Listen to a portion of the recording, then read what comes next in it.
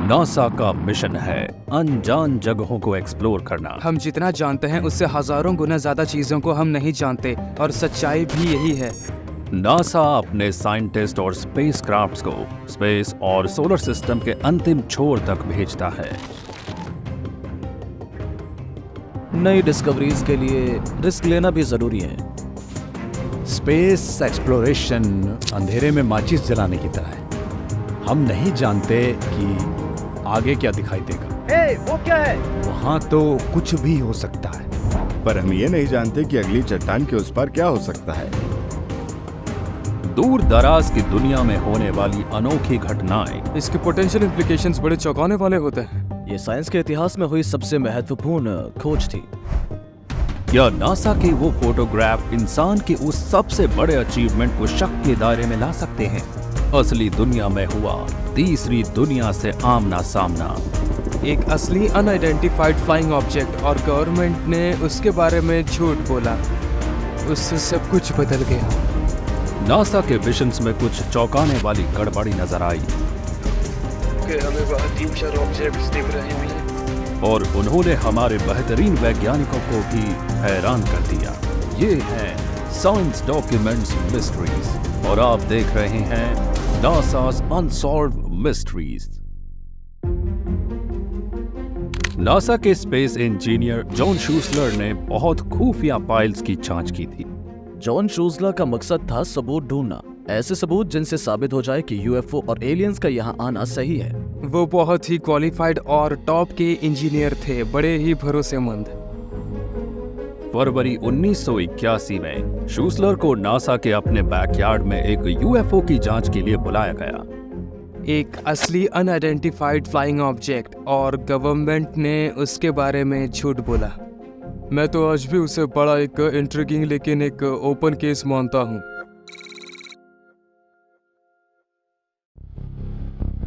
उनतीस दिसंबर सन 1980 रात के 9 बजे बेटी कैश उस रात डेटन टेक्सास की एक सुनसान सड़क पर कहीं जा रही थी।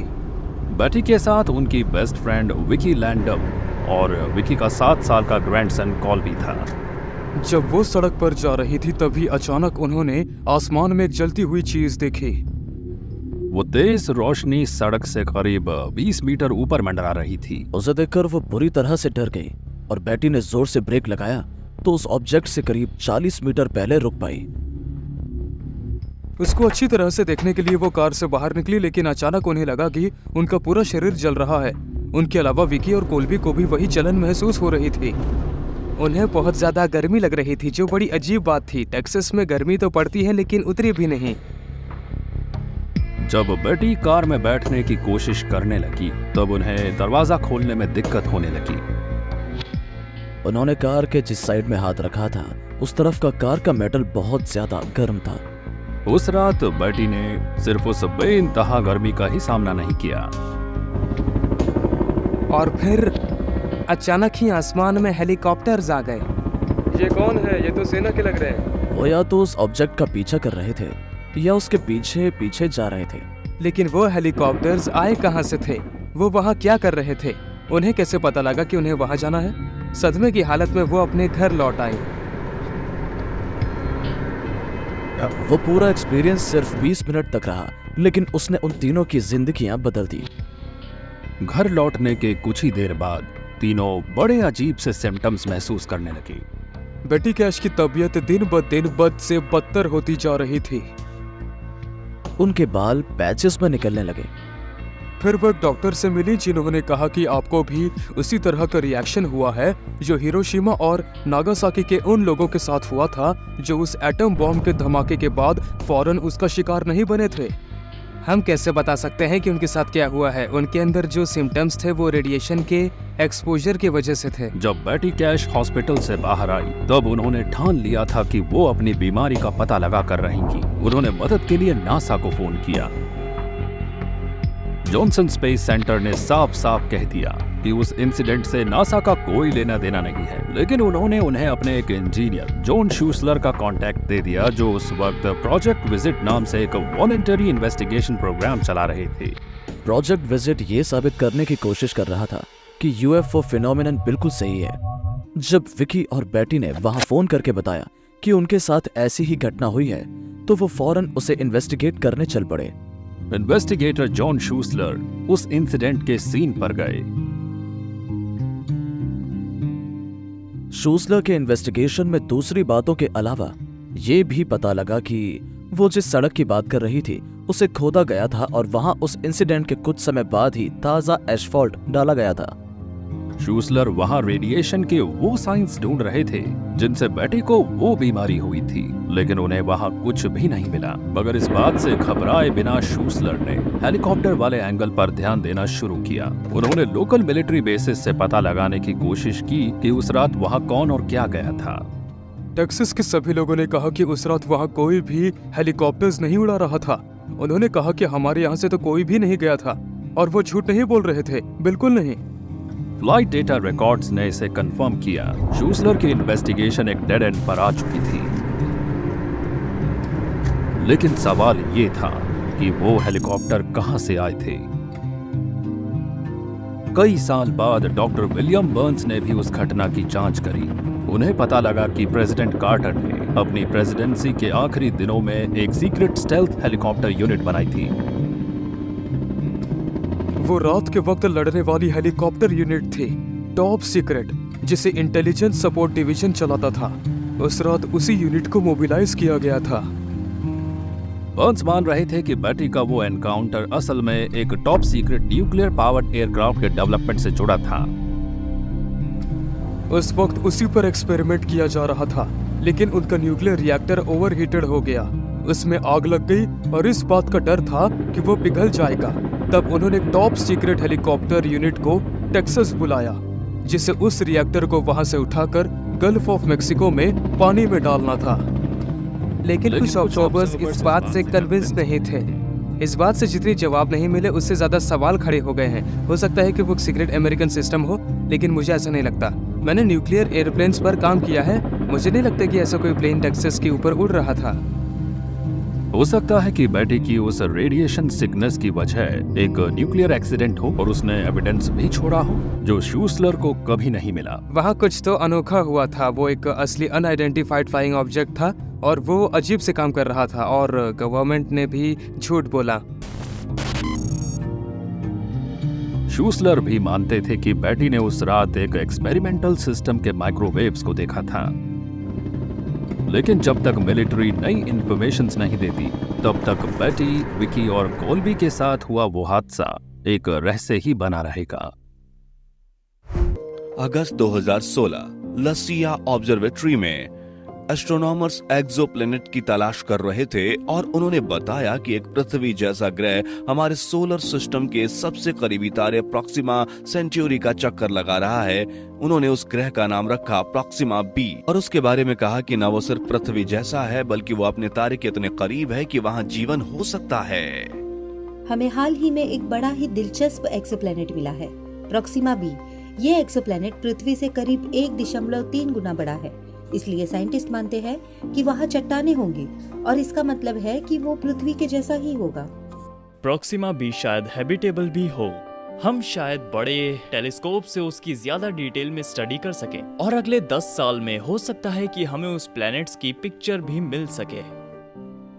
प्रॉक्सिमा बी पृथ्वी से 4 लाइट ईयर से कुछ ज्यादा दूर है और वो यहाँ से करीब 40 लाख करोड़ किलोमीटर दूर है। इतनी दूरी के बावजूद एक ऐसा एम्बिशियस प्रोग्राम शुरू किया जा चुका है जिसके तहत एक स्पेसक्राफ्ट को उसकी स्टडी के लिए भेजा जाएगा। ब्रेक थ्रू स्टार शॉट नाम से उस प्रोग्राम की कल्पना की थी फिलांथ्रोपिस्ट यूरी मिलनर और कॉस्मोलॉजिस्ट सर्गेई स्टीफन हॉकिंस ने।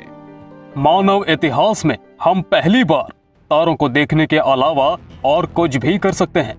हम उन तक पहुंच भी सकते हैं। ब्रेक थ्रू स्टार शॉट का मकसद है पृथ्वी के करीब के ग्रह पर छोटे प्रोब्स को भेजना जो कुछ ही सेंटीमीटर मोटे होंगे। हम एक कंप्यूटर चिप लेंगे, उसे लेजर बीम से एनर्जाइज करके एक पैराशूट से बांध देंगे। उन लेजर बीम से पैराशूट खुलेगा और वो सबसे करीबी तारे तक उस चिप को पहुंचा देगा। उन्हें डिप्लॉय करने के बाद वो बस क्रूज करते रहेंगे। हम उसकी स्पीड भी लाइट की स्पीड के 20% जितनी बढ़ा सकते हैं और सच कहें तो अब अपने सबसे करीबी तारों तक पहुंचना आसान हो गया है। लेकिन इतनी तेज रफ्तार से चलने के बावजूद प्रोब्स को अपना सफर पूरा करने में 20 साल लग जाएंगे। लाइट की स्पीड निश्चित होती है। उसकी एक मिसाल है, सूरज की रोशनी 8 मिनट बाद पृथ्वी पर पहुंचती है और ज्यादातर चीजें तो यहाँ से लाखों या हजारों लाइट ईयर्स दूर हैं। अगर हमें किसी और सभ्यता से आने वाला सिग्नल मिलता है तो वो बहुत ही बड़ी बात होगी, मगर वो बहुत दूर से आएगा। हो सकता है वो यहाँ कभी पहुँच ना पाए, हम उनसे कभी मिल ना पाए, क्योंकि हमारे बीच बहुत ही ज्यादा दूरी है। अगर एंशिएंट एस्ट्रोनॉट थियरिस्ट की ये बात सही है कि पृथ्वी पर उन एक्सोप्लैनेट से जीव आते रहे हैं जिनकी खोज हम आज कर रहे हैं, तो उन जीवों ने भी तो स्पेस ट्रेवल के उस बाधा को पार किया होगा और दो ऑब्जेक्ट्स के बीच की उतनी लंबी दूरी तय की होगी। अगर आप साइंटिस्ट से बात करें तो वो बार बार एक ही बात कहेंगे कि तारों के बीच की दूरी इतनी ज्यादा है कि वो एलियंस पृथ्वी तक पहुंच ही नहीं सकते थे। लेकिन आप एक बात सोचिए, वो हमसे कई लाख साल आगे हैं और हमारे पास जो आज टेक्नोलॉजी है जिसे देखकर हम हैरान होते हैं, वो सिर्फ 300 साल पुरानी है। हाल के वर्षों में ये कहने वाले एस्ट्रोफिजिसिस्ट की संख्या बहुत बढ़ गई है कि इंसान की अब इंटरस्टेलर स्पेस ट्रेवल की बात उतनी मुश्किल नहीं रह गई है जितनी पहले मानी जाती थी। उनका कहना है कि थ्योरेटिकली ऐसा ही एक स्ट्रक्चर होता है, वॉर्म होल। स्पेस टाइम में एक ऐसा मोड जिसकी बात सबसे पहले एल्बर्ट आइंस्टाइन ने की थी और उसके जरिए दो तारों के बीच की दूरी न सिर्फ कम हो जाएगी कि हम वो सफर बहुत कम वक्त में कर भी पाएंगे। अगर हम आने वाले समय में स्पेस ट्रैवल की बात करें तो मुझे नहीं लगता है कि हम वार्म होल्स के रास्ते ऐसा कर सकते हैं, लेकिन उससे हमारी थ्योरी ऑफ जनरल रिलेटिविटी और मॉडर्न थ्योरी ऑफ ग्रेविटी प्रभावित होगी। उन्हें मोड़कर दो परतें बनेंगी जो एक दूसरे से अलग होंगी और हम उन्हें एक टनल से जोड़ सकते हैं। वो टनल ही वार्म होल होगी। आमतौर पर उन्हें स्टारगेट्स कहा जाता है क्योंकि उनके रास्ते हम लाइट की स्पीड से ज्यादा तेजी से सफर कर सकते हैं और अंतरिक्ष में दूर तक जा सकते हैं। थियरी तो यही है कि जो स्पेस क्राफ्ट्स बॉम्ब होल्स बना सकते हैं तो वो दूर दराज के उन एक्सोप्लैनेट तक कुछ ही घंटों में पहुंच सकते हैं, बल्कि कुछ सेकंड में भी। अगर वो परग्रही सभ्यताएं हम इंसानों से ज्यादा उन्नत थी, तो क्या ये नहीं हो सकता कि उन्होंने आज से सैकड़ों या शायद हजारों साल पहले स्पेस ट्रेवल का तरीका ढूंढ लिया हो? और अगर हाँ, तो क्या वो पृथ्वी पर भी आते थे? माउंट पालोमार, कैलिफोर्निया, 6 अक्टूबर 2013। कॉन्स्टेलेशन पेगासस का एक बहुत बड़ा रेड स्टार जो हमारे सूरज से 10 गुना ज्यादा बड़ा था, वो सुपरनोवा बन गया। पहली बार वैज्ञानिकों ने इतने विशाल तारे को इस तरह से मरते हुए देखा था। लेकिन एक बड़ा सच यह भी है कि चूंकि वो तारा पृथ्वी से 16 करोड़ लाइट ईयर्स दूर था, इसलिए शायद एस्ट्रोनॉमर्स जिस घटना को देख रहे थे वो 16 करोड़ साल पहले हो चुकी थी। हमें एस्ट्रोनॉमी के बारे में एक बात समझनी होगी, वो ये कि आज हम जो देख रहे हैं वो पुरानी बात है, क्योंकि लाइट फौरन यहां तक नहीं पहुंचती। और सुपरनोवा का मतलब है किसी तारे में हुआ विस्फोट। अगर उसके आसपास कोई प्लैनेट होगा तो वो खत्म हो जाएगा। इसलिए अगर वहां जीव होंगे तो हम भले ही उन्हें आज देखेंगे, मगर वो काफी पहले हुए होंगे।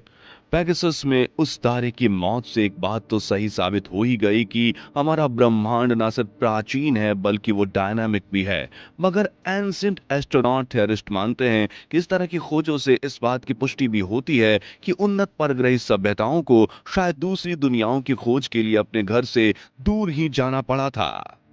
जब एस्ट्रोनॉमर्स हमारी गैलेक्सी में मरते सूरज की तलाश करते हैं, तो क्या ये नहीं हो सकता कि उस मरते सूरज के आसपास जिस उन्नत सभ्यता के जीव होंगे, वो थ्योरी के मुताबिक तो वहां से माइग्रेट करके किसी और सोलर सिस्टम में किसी ऐसे प्लेनेट पर जाते होंगे जो वास्तव में रहने लायक हो।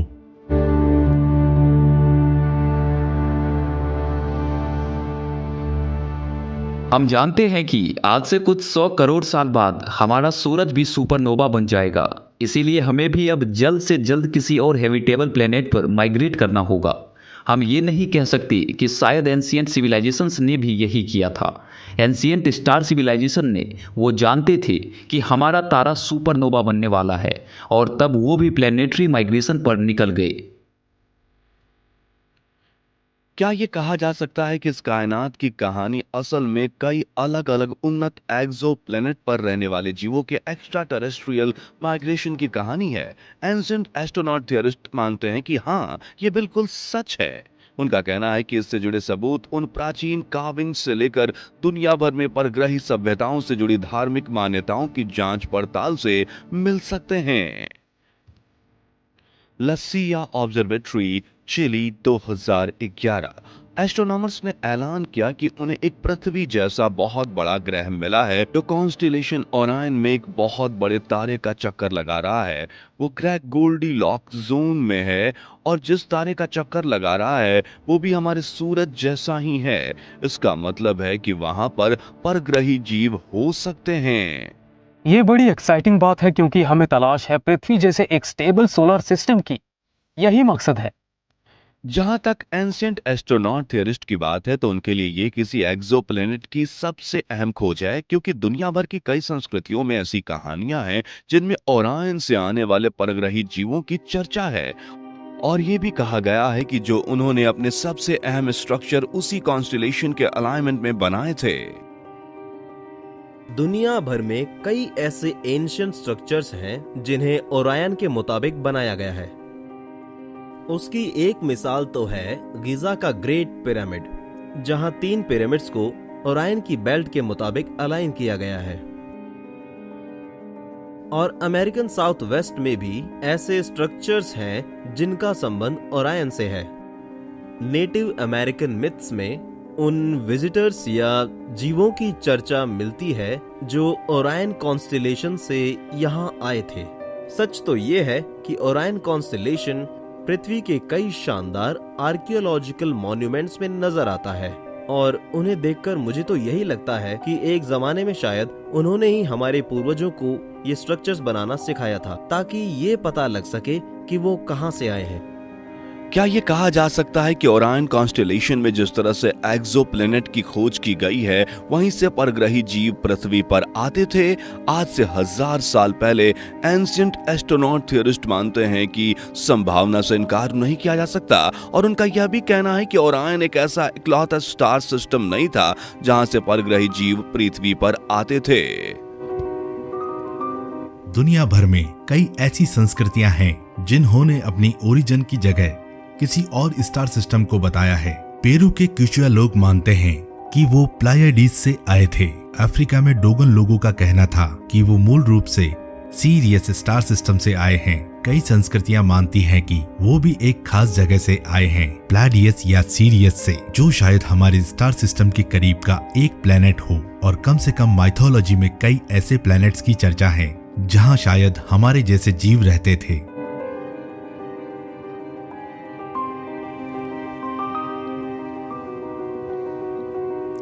हालांकि कई प्राचीन संस्कृतियों ने अपने देवताओं का घर दूर दराज के स्टार सिस्टम्स को बताया है, पर एंशिएंट एस्ट्रोनॉट थियरिस्ट का कहना है कि सबसे पुरानी मानव सभ्यता सुमेरिया ने उन परग्रही जीवों के बारे में कहा था जो हमारे सौर मंडल के ही एक ग्रह से आए थे, उस ग्रह से जिसके बारे में हाल तक कहा जा रहा था कि वो हैं ही नहीं। लंदन, इंग्लैंड, 8 सितंबर 1944। एक 13 टन का बैलिस्टिक मिसाइल जमीन से आकर टकराया और फट गया। उसने 3 लोगों की जान ले ली और 17 लोगों को पूरी तरह घायल कर दिया। वेंजेंस वेपन 2 को, जिसे V2 रॉकेट भी कहा जाता था, उसे जर्मनी की नाजी सेना ने जर्मनी से छोड़ा था। ये लिक्विड फ्यूल से चलने वाला हथियार दुनिया का पहला लॉन्ग रेंज गाइडेड मिसाइल था और ये रॉकेट मिसाइल इंसान की बनाई पहली ऐसी चीज थी जो अंतरिक्ष में गई थी। इस रॉकेट के लाजवाब टेक्नोलॉजी के पीछे उस शख्स का हाथ था जो आगे जाकर नासा के सबसे अहम सदस्य बने, 32 साल के genius Werner von Braun. Doctor von Braun Germany के बहुत ही जाने माने वैज्ञानिक थे जिनकी सब बहुत इज्जत करते थे। उन्होंने ऐसी टेक्नोलॉजी इन्वेंट की जिससे 6500 किलोमीटर की स्पीड पर रॉकेट को कंट्रोल किया जा सकता था। उन्होंने एक कंबशन चेंबर बनाया था जिसे गर्म होने पर लिक्विड फ्यूल ही ठंडा करती थी। उन्होंने फ्यूल चैम्बर को रीडिजाइन किया था और उसमें गाइडिंग सिस्टम अटैच किया था। वो रॉकेट साइंस के हर पहलू में एक्सपर्ट थे। वॉन ब्रॉन को बचपन से ही रॉकेट में बहुत दिलचस्पी थी। अपनी जवानी में उन्होंने H.G. वेल्स और जूल्स वर्ने की साइंस फिक्शन नॉवेल्स को पढ़ना शुरू कर दिया था और आसमानी देव नॉर्स गॉड की पौराणिक कथाओं को भी पढ़ते थे, जो मंगल ग्रह पर राज करते थे और इंसानों में टेक्नोलॉजी का ज्ञान बांटते थे। वर्नर वॉन ब्रॉन बचपन से ही मानते थे कि इंसान कभी न कभी अंतरिक्ष में जरूर जाएंगे, उन्हें जाना ही होगा। उनके सिर पर जुनून सवार था और वो ये मानते थे कि मानव जाति का एक मकसद है और उन्हें उस मकसद में अहम भूमिका निभानी है। उन्हें इस बात पर पूरा यकीन था कि वो मार्स पर जाएंगे और वहां उन्हें डेफिनेटली एलियंस के होने के सबूत मिलेंगे और वो आगे पूरे अंतरिक्ष को एक्सप्लोर करना चाहते थे। वॉन ब्रॉन अंतरिक्ष में जाना चाहते थे, वो तारों के पास जाना चाहते थे, लेकिन वो रॉकेट डिजाइनिंग में इतने अच्छे थे कि जर्मन उनसे रॉकेट बनवाकर लंदन पर हमला करने लगे। वो रॉकेट बनाने में माहिर थे। दूसरे विश्व युद्ध के दौरान वॉन ब्रॉन टीना मुंडा रिसर्च सेंटर के टेक्निकल डायरेक्टर थे। वो रॉकेट बनाते थे, अंतरिक्ष में जाने के लिए नहीं, बल्कि दूसरे देशों पर हमला करने के लिए। हिटलर उनके रॉकेट से इतने खुश थे कि उन्होंने अपने खास SS ग्रुप में उन्हें शामिल कर लिया, जिसमें सिर्फ हिटलर के बहुत खास वैज्ञानिक और अफसर शामिल थे। हिटलर के SS का फुल फॉर्म सीक्रेट सोसाइटी था। SS का यह मानना था कि आर्यन, जो आइसिस, ओसाइरस, होरस और सेट जैसे तारों के वंश का था, वो उनकी संतान था। वॉन ब्रॉन को बताया गया था कि सारे नाजी आर्यन वंश यानी सबसे ऊंचे दर्जे के वंश हैं और वो तारों से आए हैं। उनकी असली जगह अंतरिक्ष में ही है। इन सब बातों से वॉन ब्रॉन को अंतरिक्ष में जाने की इच्छा और तीव्र हो गई। तारों में जाना और भगवान के साथ रहना उनका एक मिशन बन गया था। वो उनको दिखाना चाहते थे कि वो भी अंतरिक्ष में आ सकते हैं। उनका मानना था कि अंतरिक्ष ही उनका असली घर है और वो आगे जाकर वहीं रहेंगे। हालांकि दूसरे विश्व युद्ध के दौरान V2 रॉकेट दूसरे हथियारों के सामने बहुत एडवांस थे, लेकिन वो भी जर्मनी को हारने से नहीं बचा पाए। आखिरी V2 के इंग्लैंड के गिरने के 6 हफ्तों बाद वॉन ब्रॉन ने खुद को अमेरिकी सेनाओं को सौंप दिया। मैं और यहां मौजूद मेरे और साथी अमेरिका चले जाएंगे। वॉन ब्रॉन और उनके वैज्ञानिक दल को सीक्रेट ऑपरेशन पेपर क्लिप के तहत यूनाइटेड स्टेट्स में लाकर नौकरी दी गई। वो एक बहुत ही विवादास्पद ऑपरेशन था। जंग के बाद हमें यह एहसास हुआ कि हमारी सीधी टक्कर हमारे दुश्मन रशिया से होगी और हमें टेक्नोलॉजी में उनसे हर हाल में आगे जाना होगा। इसलिए हम नाजी साइंटिस्ट को अमेरिका ले आए, उनका नाजी बैकग्राउंड पूरी तरह से मिटा दिया और उन्हें हमारी मिलिट्री में शामिल कर लिया। अमेरिका के मिलिट्री मिसाइल बनाने के साथ साथ वॉन ब्रॉन ने बहुत सारी किताबें और पत्रिकाओं में अपने लेख लिखे, जिसमें उन्होंने रॉकेट द्वारा चांद पर उतरने के बारे में और एस्ट्रोनॉट्स को मंगल ग्रह पर भेजने और ऑर्बिटिंग स्पेस स्टेशन के बारे में विस्तार से लिखा था। ये व्हील धीरे धीरे रिवॉल्व करेगा T रेवोल्यूशन पर मिनट की स्पीड पर। इससे सेंट्रीफ्यूगल फोर्स पैदा होगा जो रूम में एस्ट्रोनॉट्स के लिए आर्टिफिशियल ग्रेविटी क्रिएट करेगा। यहाँ पर फ्लोर्स इसलिए बने हैं ताकि एस्ट्रोनॉट्स अपना सिर सेंटर की तरफ फेस करके खड़े रहें। लेकिन वॉन ब्रॉन अंतरिक्ष में जाने के लिए इतने उत्सुक क्यों थे? होनहार वॉन ब्रॉन को पूरा अमेरिका अच्छी तरह से जानता था, क्योंकि वो अमेरिकन स्पेस प्रोग्राम के हेड थे।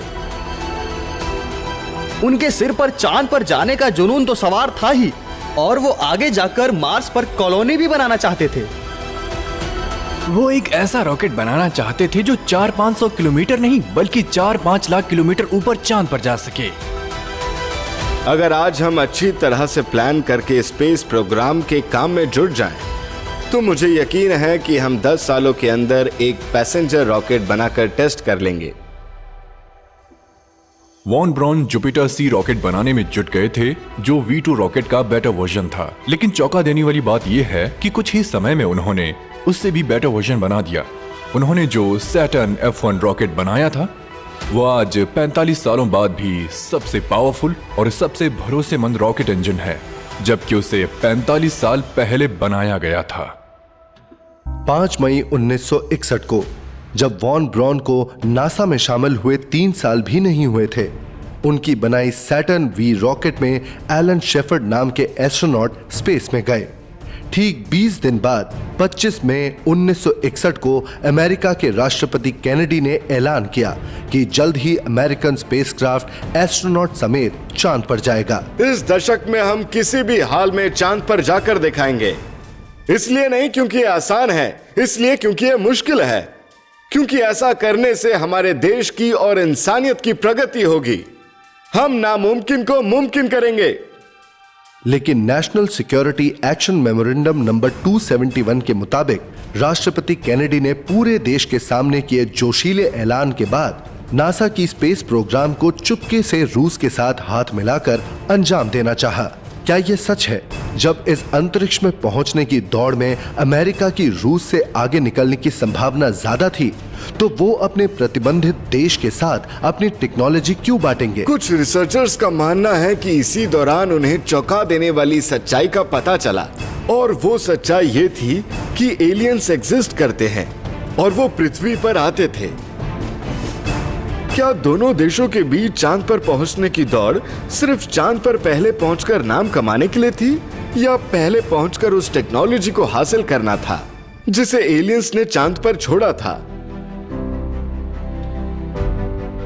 क्या प्राचीन एस्ट्रोनॉट थ्योरीज का यह मानना सही है कि वॉन ब्रॉन की रॉकेट ने एलियंस का ध्यान आकर्षित किया होगा? आखिर नासा के वैज्ञानिकों को चांद पर क्या मिलने की उम्मीद थी? और क्या नासा मंगल ग्रह पर भी जीवन की खोज कर रहा है?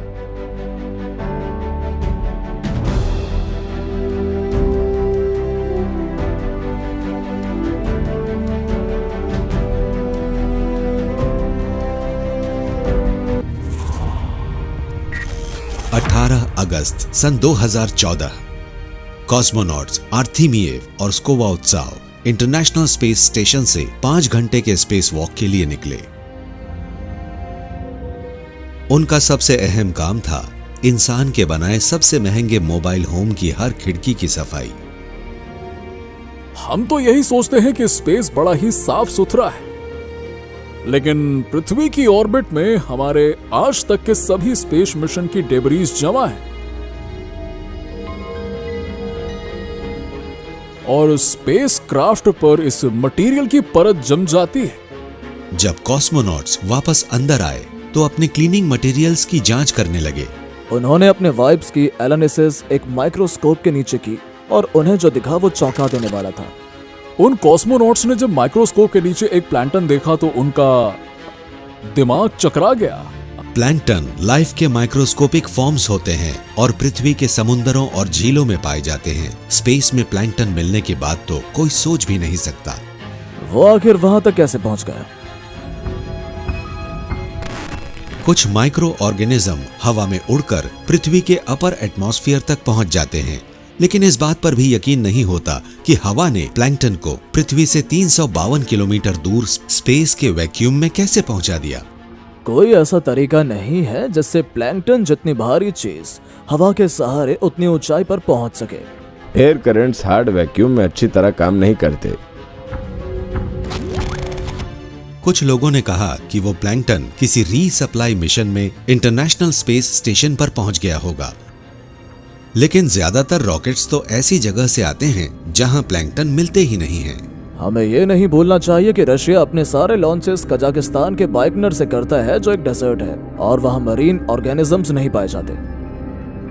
लेकिन हर रीसप्लाई रॉकेट सिर्फ कजाक डेजर्ट से नहीं आता। अमेरिका अपने रॉकेट केप कैनावेरल से लॉन्च करता है, जो अटलांटिक ओशन के करीब है, और उसमें काफी मरीन प्लैंटन है।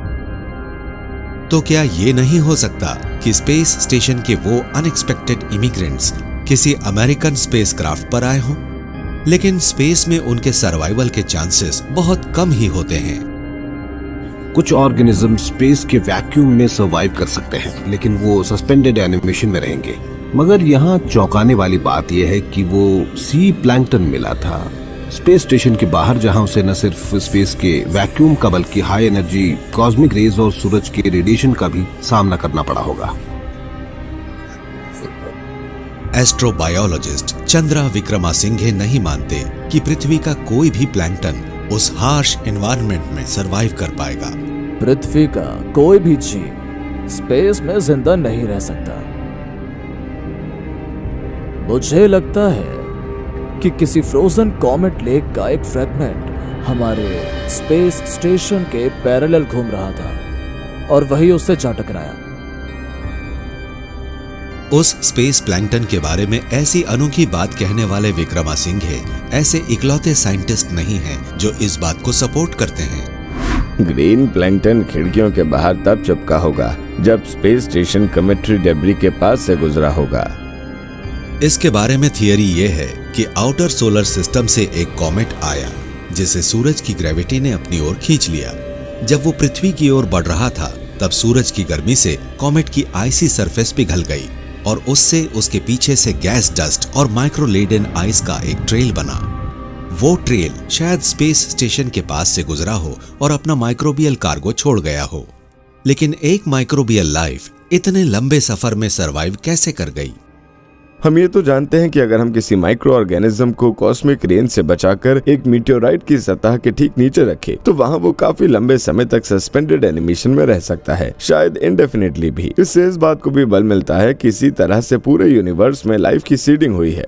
सबसे ज्यादा चौंकाने वाली बात यह है कि ज्यादातर लोगों की ये सोच ही गलत है कि किसी जीव के लिए लिक्विड पानी जरूरी है। मैंने बर्फ में, एंशिएंट बर्फ में लिविंग ऑर्गेनिजम्स के सैंपल्स जमा किए हैं और जब वो बर्फ पिघलती तो वो सारे बैक्टीरिया बाहर आ गए और वो तैरने लगे। बड़े खुश भी थे क्योंकि उनकी जिंदगी में फिर से बाहर आ गई थी।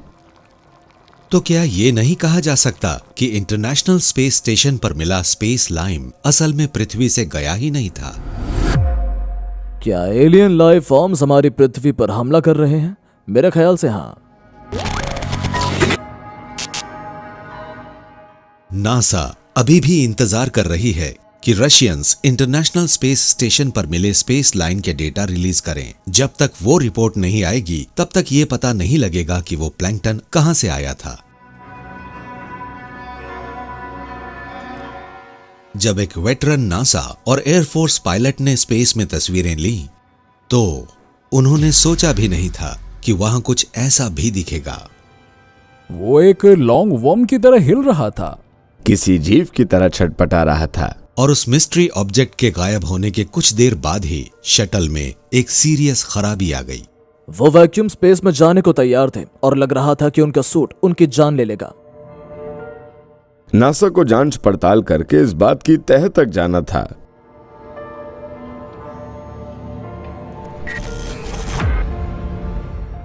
एक मार्च सन 2002 स्पेस शटल कोलंबिया ने कैनेडी लॉन्च पैड से लिफ्ट ऑफ किया और फौरन ही pilot motorcycle enthusiast Duane Digger Carey ने उस 38 लाख किलो के थ्रस्ट वाली मशीन की कमान संभाल ली। पहले 2 मिनट तो ऐसा लगा जैसे मैं एक super charged nitro fuelled Harley Davidson की सवारी कर रहा हूं, जिसमें फायर, वाइब्रेशन, थ्रस्ट और स्पीड थी। बहुत ही तेज आवाज थी और काफी धुआं था। वो व्हीकल टावर के लिए निकल गया। Manchester discovery road program. अचानक ही जब अलग हुए तो लगा मैं होंडा गोल्ड विंग पर बैठा हूँ। पावरफुल, स्मूथ, क्वाइट, लेकिन बहुत ज्यादा स्पीड वाला। कैरी और STS-109 के क्रू को नासा के इतिहास के एक सबसे चैलेंजिंग मिशन पर भेजा गया था। उन्हें $200 करोड़ के हबल स्पेस टेलीस्कोप की रिपेयरिंग करनी थी। हबल स्पेस टेलीस्कोप एक बड़ा ही एक्सपेंसिव सिस्टम है। जब हमें पता लगा कि उसमें इतनी बड़ी खराबी आ गई है तो नासा की रेपुटेशन दांव पर लग गई। वहां मिशन स्पेशलिस्ट्स तो रिपेयर का काम कर रहे थे, पर कैरी को वीडियो और फोटोग्राफ्स की मदद से उनकी एक्टिविटीज को रिकॉर्ड करना था। क्रूज को हमेशा कैमरा चलाना सिखाया जाता है ताकि जब भी वक्त मिले वो कुछ पिक्चर्स ले सके। अचानक ही कैरी को शटल के बाहर कुछ दिखा तो वो डिस्ट्रैक्ट हो गए। मैं खिड़की से बाहर देख रहा था और वहां पर मुझे एक चीज नजर आई। ऐसा लग रहा था जैसे वो एक मेटेलिक ऑब्जेक्ट है, कॉम्प्लेक्स शेप वाला, और वो भी करीब करीब हमारी स्पीड पर घूम रहा था। फिर उसने थोड़ा ट्विस्ट किया तो उसके अंदर से लाइट के इरेगुलर फ्लैशेस निकलने लगे। इसमें मुझे सबसे इंटरेस्टिंग बात ये लगी कि वो सिर्फ एक शेपलेस बल्ब नहीं था, बल्कि एक आग था। वो घूम रहा था। कुछ लोगों ने तो ये भी कहा कि वो किसी केचुए की तरह छटपटा रहा था। वो एक लॉन्ग वर्म की तरह हिल रहा था, स्पेस में एक लॉन्ग वर्म। और उस शटल के पास ऐसा कोई जीव पहली बार नजर नहीं आया था। मुझे सबसे ज्यादा हैरानी इस बात पर हुई कि एस्ट्रोनॉट स्टोरी मसग्रेव ने भी कहा कि अपने स्पेस ट्रिप्स में भी उन्होंने भी कुछ ऐसा ही देखा था। और फिर अचानक ही वहां एक ऑब्जेक्ट नजर आने लगा। वो वहां नहीं था, फिर दिखने लगा। वो एक सांप जैसा ऑब्जेक्ट था, करीब 2-2.5 मीटर लंबा, और मैं सोच रहा था कि वो है क्या। STS-109 से कैरी ने मिशन कंट्रोल से कहा कि वो उस ऑब्जेक्ट को आइडेंटिफाई करने में मदद करें। मैंने उसकी कुछ पिक्चर्स भी ली और कुछ वीडियोस बनाए और पृथ्वी पर भेज दिया और पूछा कि ये क्या है। लेकिन नासा का ध्यान एक ज्यादा बड़ी समस्या पर लगा था। पेलोड कमांडर जॉन ग्रंसफेल्ड उस वक्त स्पेस में हबल पर जाने की तैयारी कर रहे थे। तभी एक प्रॉब्लम खड़ी हो गई। हम तीसरे दिन EVA नंबर 3 की तैयारी कर रहे थे, तभी उसके एक सूट में से पानी लीक होने लगा। आप अंदाजा लगा सकते हैं कि हमारी क्या हालत हुई होगी। वो वैक्यूम स्पेस में जाने की तैयारी कर रहे थे, तभी लगा कि उनका सूट उनकी जान ले लेगा। उनके सूट में पानी लीक होना शुरू हुआ तो ग्रंसफेल्ड के पास बस एक ही उपाय था, अंदर जाकर सूट उतारें, वरना वो बिल्डअप उनके लिए खतरनाक हो सकता था। तो हमने जॉन को ऑर्बिटर में वापस आने के लिए कहा और बाकी सबके स्पेस सूट पार्ट से हमने उनके लिए एक नया स्पेस सूट बनाया। नासा टेक्नीशियंस ने फौरन सूट को आइसोलेट किया और फिर पानी लीक होने की वजह का पता लगाया। जब ऐसा कुछ होता है तो नासा उसकी पूरी जांच पड़ताल करती है और सही वजह का पता लगाती है। पता लगा कि प्रॉब्लम की वजह थी स्पेस स्टेशन के एयर लॉक में अचानक हुआ वोल्टेज स्पाइक। उनका कहना था कि हल्के से वोल्टेज स्पाइक की वजह से जॉन के स्पेस सूट का एक वाल्व खुला रह गया था और उसी से स्पेस सूट के अंदर पानी आने लगा था। इस बात का पता लगाने का कोई तरीका नहीं था कि सूट में आई खराबी की वजह वो फ्लैशिंग ऑब्जेक्ट था या नहीं, जिसे कैरी ने देखा था। ये भी नासा से आई एक मिस्ट्री थी और हम भी ये जानना चाहते हैं कि वो आखिर चीज क्या थी और ऐसा क्या हुआ था कि उसके दिखने के फौरन बाद ही वो इलेक्ट्रिकल मैल फंक्शन हुआ। मेरे ख्याल से कुछ दिन बाद हमें इस सवाल का जवाब भी ईमेल या किसी तरीके से मिल गया। कहा गया कि हम नहीं जानते कि वो क्या था और हमारे पास उसका पता लगाने का वक्त भी नहीं है। हम स्पेस में बहुत सी ऐसी चीजें देखते हैं जिनके बारे में हम कुछ भी नहीं जानते, लेकिन शायद एक दिन जब स्पेस में और भी लोग जाने लगेंगे और उनके पास वक्त होगा तो वो इन सवालों के जवाब जरूर ढूंढेंगे। वेटरन एस्ट्रोनॉट स्टोरी मसग्रेव को इस बात की उम्मीद नहीं है। हम स्पेस में मौजूद चीजों के बारे में कितना जानते हैं? शायद कुछ भी नहीं जानते। मेरे पास कोई जवाब नहीं है। जवाबों की खोज का ये सिलसिला चलता रहेगा। नासा की नजरें स्पेस की गहराइयों में टिकी रहेंगी और वो अनोखे प्लैनेट्स और डिस्टेंट स्टार सिस्टम की खोज करती रहेगी। नए नए रहस्य सामने आएंगे। सच तो यह है कि हम अपनी पृथ्वी की ऑर्बिट में मौजूद बहुत सी चीजों के बारे में कुछ भी नहीं जानते।